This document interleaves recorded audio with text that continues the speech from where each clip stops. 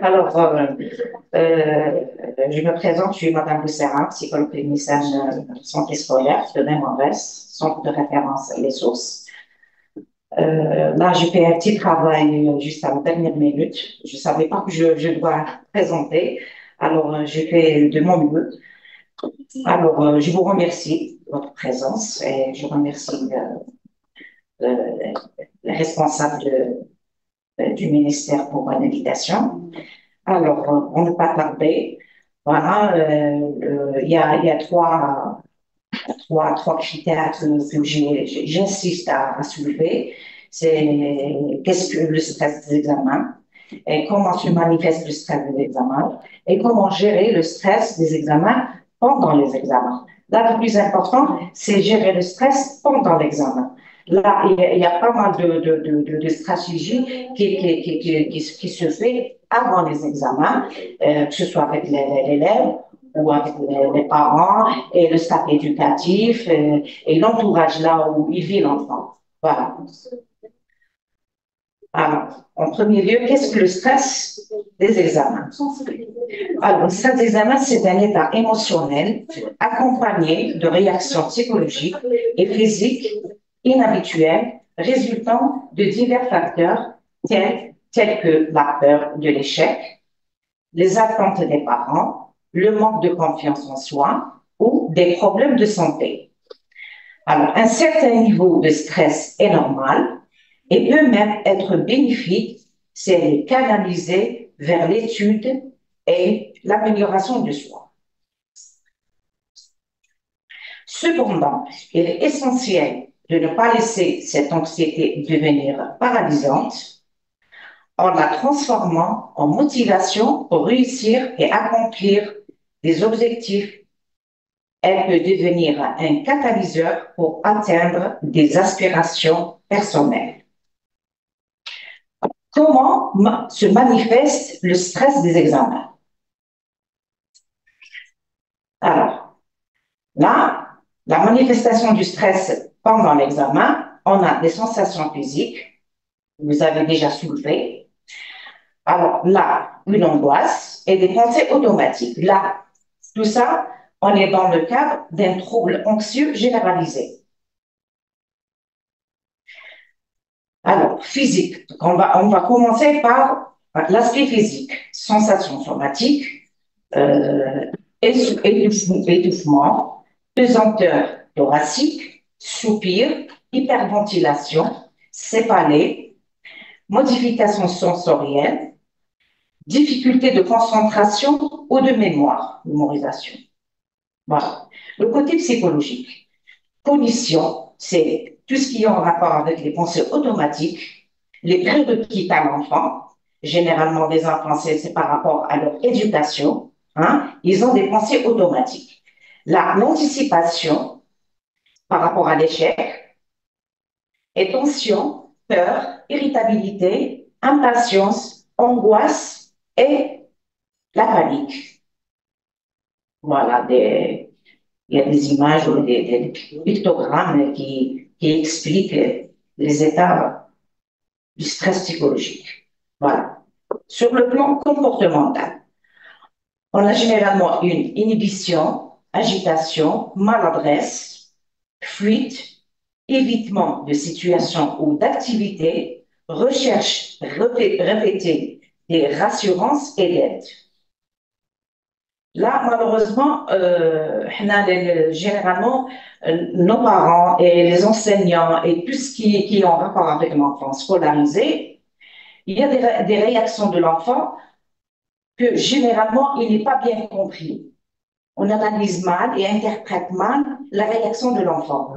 Ils ont tendance à dire que voilà, c'est un enfant qui est hyperactif, mais je suis pas mais il faut il y a, il y a, par rapport aux parents, il y a des parents missionnaires, tout un paquet qui est en relation avec le comportement de l'enfant. Là, et l'enfant, si lui, la réussite, c'est l'enfant. Et c'est ça répercute sur rendement scolaire de l'enfant. Alors, comment gérer le stress des examens? là, je vais parler uniquement sur les techniques de gestion du stress. C'est par rapport à la relaxation. Je vais me fixer beaucoup plus à la relaxation, puisqu'on n'a pas le temps pendant les examens. On a un temps vraiment très minime. D'ailleurs, on a toujours un problème par rapport à ça. L'élève, il est, si on peut dire, escorté par deux ou trois enseignants, hein, pour faire la visite chez le médecin. Et des fois, ça nécessite un petit moment ou une petite, pour pratiquer la technique de relaxation, au moins 10 à 15 minutes. Mais là, par faute de temps, des fois, on n'est pas vraiment efficace. Voilà. Alors, préparation efficace. Là, la préparation, elle est avant les examens. Une bonne planification, c'est par rapport à la scolarité, et l'organisation pour les examens. Confiance en soi, ça, tout ça, il est travaillé avant les examens avec l'enfant et les parents. Voilà. Tout ça, ça engendre moins de stress. Voilà, la relaxation. Avant, pendant et après l'examen. Voilà. Là, on le fait pendant les examens trimestriels. Voilà. L'enfant là, il est déjà préparé, il est déjà, si on peut dire, il a une idée sur ses quoi, voilà, la relaxation, la respiration abdominale, si on peut dire la pleine conscience, tout ça. Voilà. À la respiration profonde, l'exercice de relaxation musculaire. Mais généralement, l'exercice, la relaxation musculaire, généralement, on ne peut pas l'appliquer. Alors, maintien des modes de vie sains, alimentation équilibrée, sommeil suffisant et activité physique régulière. Tout ça, ça a été discuté avec mes collègues. Alors, la relaxation. Se relaxer est naturel et accessible à tous.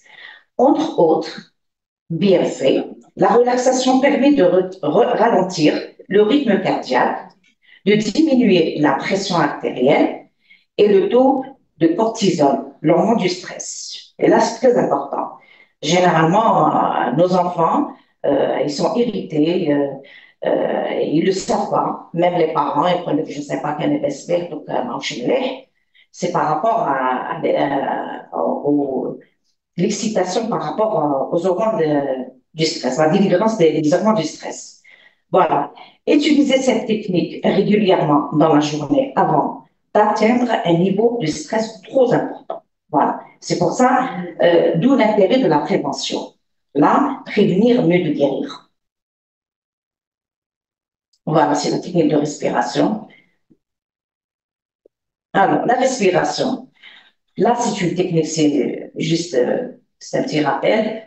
Comptez jusqu'à 5 à l'inspiration, expirez doucement et en imaginant souffler dans une petite paille.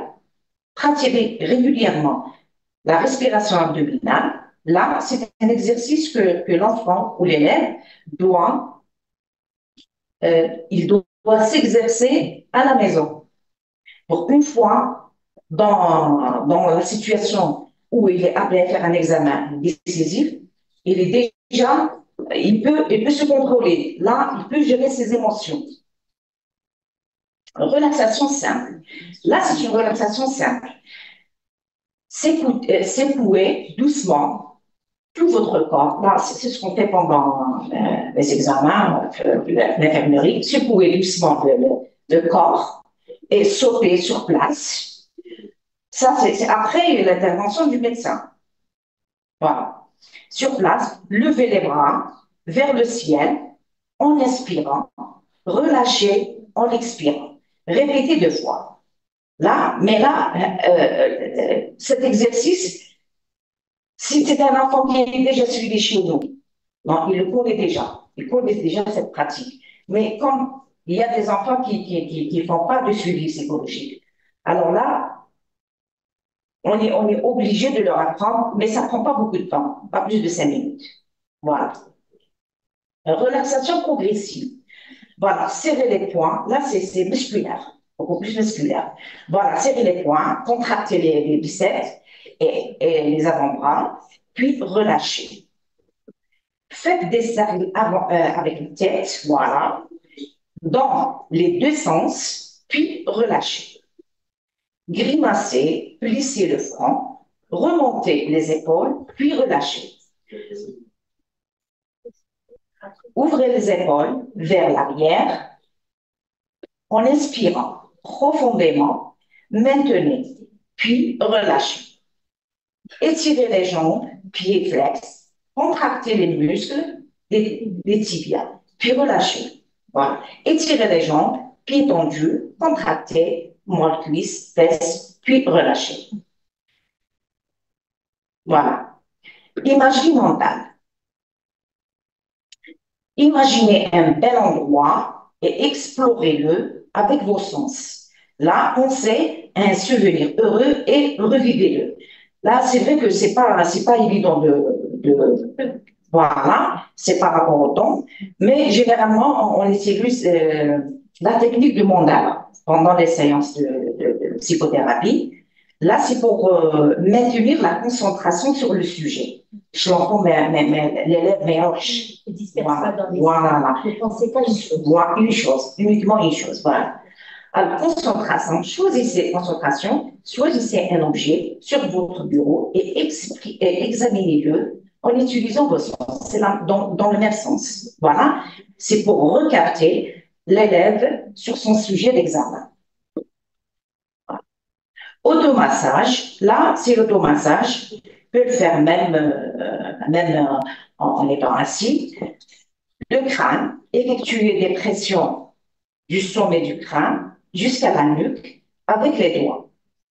Voilà. Les yeux aussi, réchauffez vos paumes et déposez-les sur vos yeux fermés.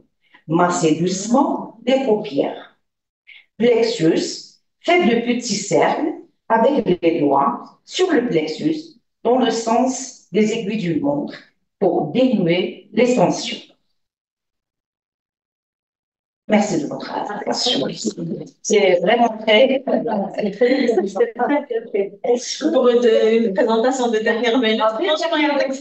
Très belle présentation. C'est une petite question. Ça vous arrive de faire des sorties dans les lycées, oui, dans les lycéens? Oui, vous le rappelez? Oui, je le fais déjà au bureau. Donc, c'est une psychologue qui demande quand, pendant l'examen, l'élève se bloque et ne peut pas finir l'examen. Comment faire? Je ne sais pas, il doit le rappeler d'abord. Voilà. Et exercer le médecin doit le voir, l'ausculter d'abord, s'il n'y a pas un autre problème physique. Après, s'il n'y a pas un problème physique, là, le rôle du psychologue, elle va utiliser une technique très rapide, c'est la relaxation rapide dont j'ai parlé tout à l'heure, et le rassurer. Et en quelque sorte,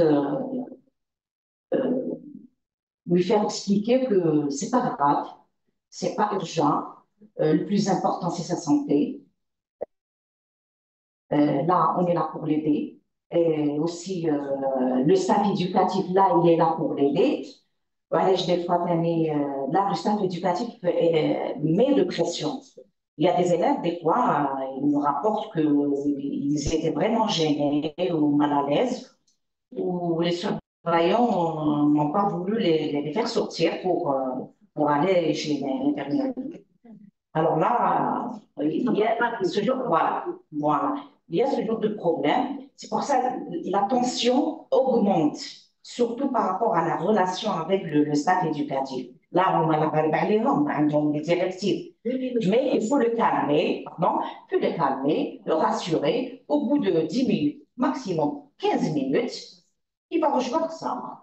Je suis entièrement d'accord avec vous. L'environnement déjà est stressant. Oui. C'est-à-dire arriver le matin, voir des policiers juste à l'hôpital, il y a changement d'établissement. Oui, il y a plusieurs facteurs déclencheurs. Aller aux toilettes, être escorté par 2 ou 3 personnes, ne pas bouger de sa place. Ça Oui. aussi, il y a l'environnement, il faut Oui. être plus relax Oui, oui. et comprendre la situation. Plus ça augmente l'attention de Oui. tout le monde. Que ça Oui, soit de tout le monde, que ce soit l'élève ou l'enseignant, vous, tout le le monde. médecin.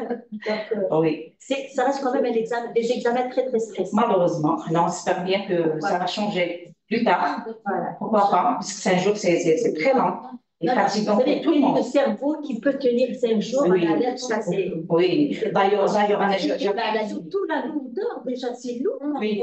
C'est inimaginable. D'ailleurs, j'avais un exemple une fille. Elle était vraiment douée. Le dernier jour de l'examen, c'était un jeudi, pendant l'épreuve physique. Elle a vraiment déclenché une crise de panique. Elle a failli abandonner.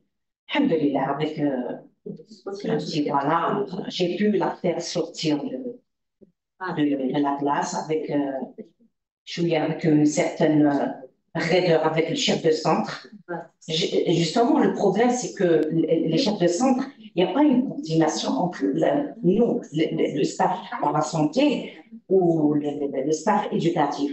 Là, pour eux, genre, non, le médecin tout à l'heure, on n'a pas le droit de sortir, on n'a pas le droit de. Voilà. Même s'il y a une urgence, et honnêtement, c'est à nous de la faire descendre. Mais c'est grave là, il faut revoir tout ça avec moi. Il faut revoir. Pendant les réunions, justement, consacrées pour la couverture médicale des examens officiels. Voilà. Pour prendre des décisions au profit des élèves. Je suis dans le stress, mais vous êtes stressé, on va dire. Mais on est des enseignants, je parle des pics. Je ne peux pas travailler à l'aise. Je ne peux pas travailler à l'aise. Des pics hypertensifs, je suis là à surveiller le bac, c'est très stressant, donc même les enseignants conçus pour des pics hypertensifs. Oui, ça fait vraiment oui, beaucoup plus avec les enseignants qu'avec les élèves. Oui, ce ne sont pas que les élèves. Oui, même les enseignants. Même les enseignants, oui. C'est des motifs de consultation, des palpitations, des hypertensions, tout à fait, des consommations. Mais j'en ai